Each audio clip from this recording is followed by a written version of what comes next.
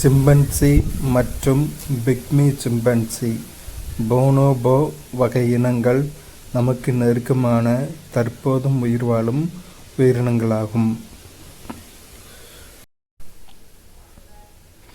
Chimpanzee இனத்தின் மரபணுவை DNA எடுத்து ஆய்வு செய்ததில் அதன் பண்புகள் மனித இனத்துடன் 98% ஒத்து உள்ளன.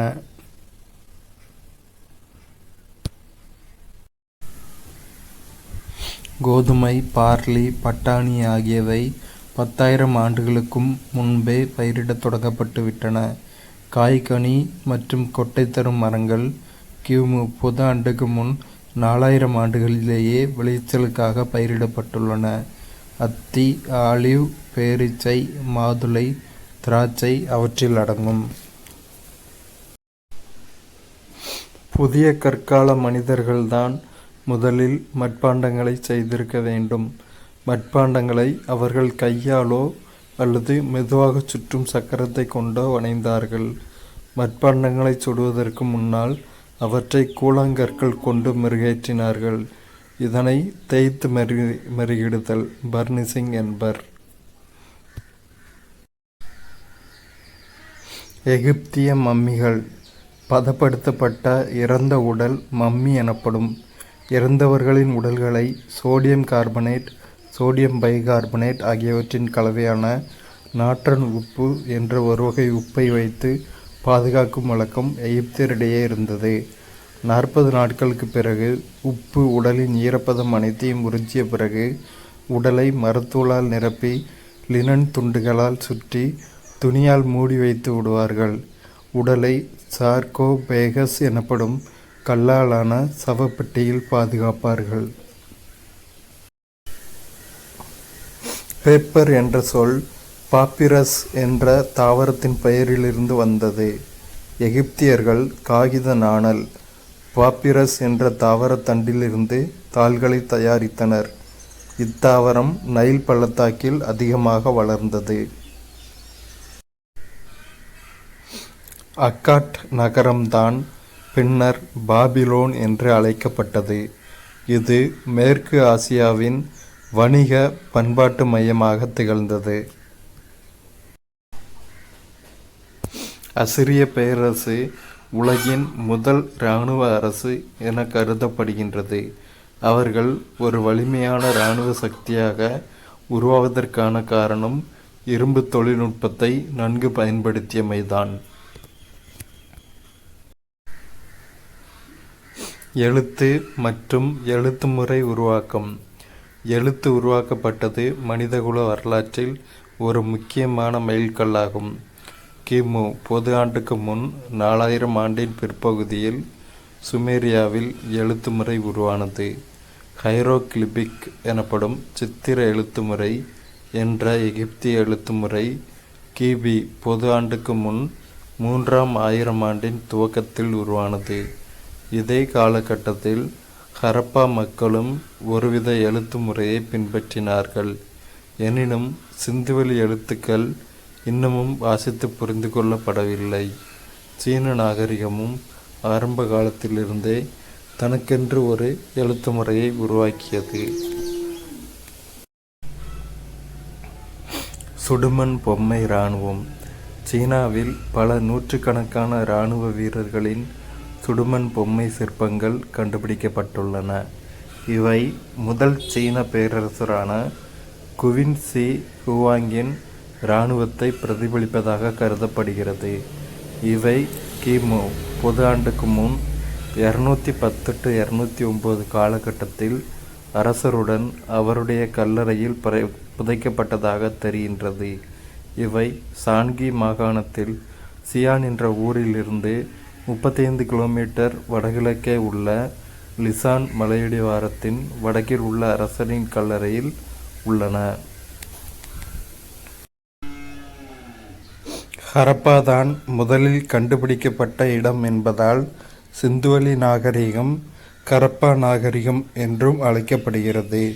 இந்த நாகரிகம் சிந்து நதிக்கு அப்பாலும் பரவியுள்ளதால் சிந்து சமவெளி நாகரிகம் என்று முன்னர் அழைக்கப்பட்டதற்கு மாறாக ஹரப்பா நாகரிகம் என்று அழைக்கப்படுகிறது. புலிமான் கோம்பை நடுகற்கள். தேனி மாவட்டத்தின் வைகை ஆற்று பள்ளத்தாக்கில் உள்ள ஊர் புள்ளிமான் கோம்பை ஆகும். 2006ஆம் ஆண்டில் இந்த ஊரிலிருந்து தமிழ் பிராமி கல்வெட்டுகளுடன் கூடிய அரிய நடுகற்கள் கண்டெடுக்கப்பட்டன. புலிமான் கோம்பையில் கண்டெடுக்கப்பட்ட கல்வெட்டுகளில் ஒன்றில் கீழ்க்கண்ட செய்தி காணப்படுகிறது. கூடல் ஊர் ஆகோல் பெடு தீயன் அந்தவன் கல். இதன் பொருள், கூடலூரில் ஆணிரை கவர்ந்தபோது நடந்த பூசலில் கொல்லப்பட்ட தீயன் அந்தவனின் கல்.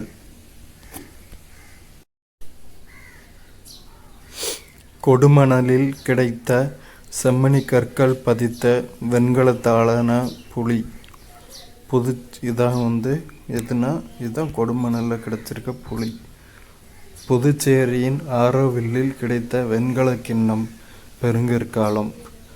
புதுச்சேரியில் கிடைச்ச இந்த ஆரோவில்ல கிண்ணம் பெருங்கற்கால பண்பாட்டை சேர்ந்தது. பொருந்தல் அகழாய்வில் கிடைக்கப்பெற்ற கண்ணாடி மணிகள். இவையெல்லாம் தான் பொருந்தல் அகழாய்வில் கிடைக்கப்பெற்ற கண்ணாடி மணிகள். பட்டணத்தில் கிடைத்த நூற்பு கதிர். இது நூற்பு கதிர். கொடுமணலில் கிடைத்த துணியும் நூற்பு கதிர்களும். துணிகள் கிடச்சிருக்கு, நூற்பு கதிர்கள் கொடுமணலில் கிடச்சிருக்கு. அடுத்து உடைந்த சங்கு வளையல்கள். உடைந்த சங்கு வளையல்கள் இன்னும் இருக்குல்ல இந்த பிக்சரில். அவ்வளோதான். நகர் மையம். திட்டமிட்ட வடிவமைப்பும் செங்கல் கட்டுமானங்களும் கொண்ட மக்கள் வசிப்பிடமே நகரம் ஆகும். வேளாண்மை, கால்நடை வளர்ப்பு அல்லாத ஏனைய தொழில்களில் ஈடுபடுகின்ற மக்கள் அவ்விடங்களில் பெருமளவில் வாழ்வார்கள். நகரங்களில் பற்பல உற்பத்தி பணிகள் நடைபெறும்.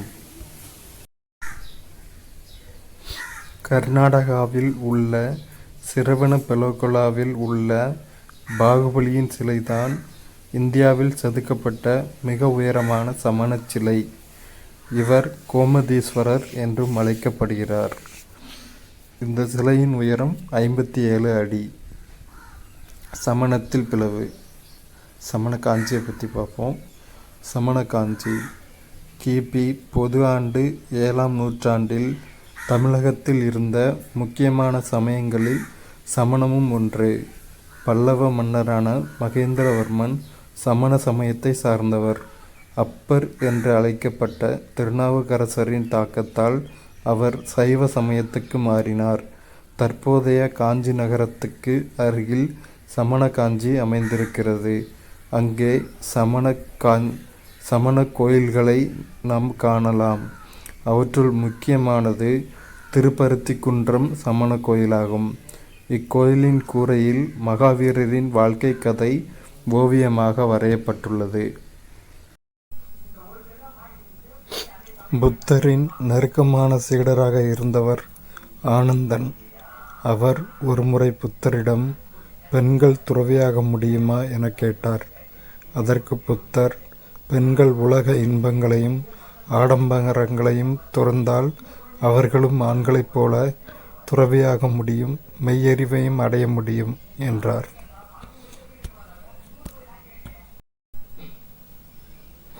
வட இந்தியா.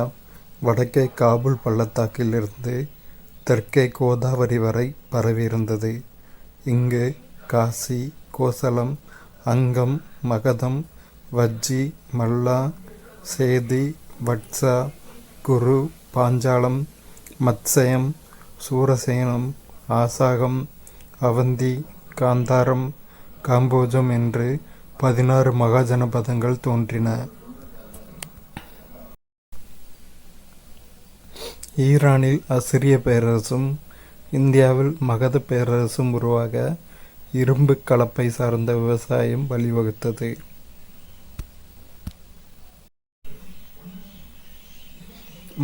மௌரிய பேரரசில் மொத்தமுள்ள 33 கல்வெட்டுகளில் 14 முக்கியமான பாறை கல்வெட்டுகள், 7 தூண் பிரகடனங்கள், 2 கலிங்க கல்வெட்டுகள், இவை போக சிறு பாறை கல்வெட்டுகளும் தூண் பிரகடனங்களும் உண்டு. மௌரிய பேரரசு பற்றி, குறிப்பாக அசோகரின் தம்ம ஆட்சியை பற்றி அறிய இவை மிகவும் நம்பகமான ஆதாரங்களாக திகழ்கின்றன. சந்திரகுப்தரின் அமைச்சரான சாணக்கியர் அர்த்த சாஸ்திரம் என்ற நூலை எழுதினார்.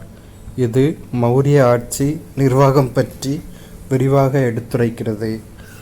மௌரிய ஆட்சி நிர்வாகம் பற்றி எடுத்துரைக்கும் நூல் அர்த்த சாஸ்திரம்.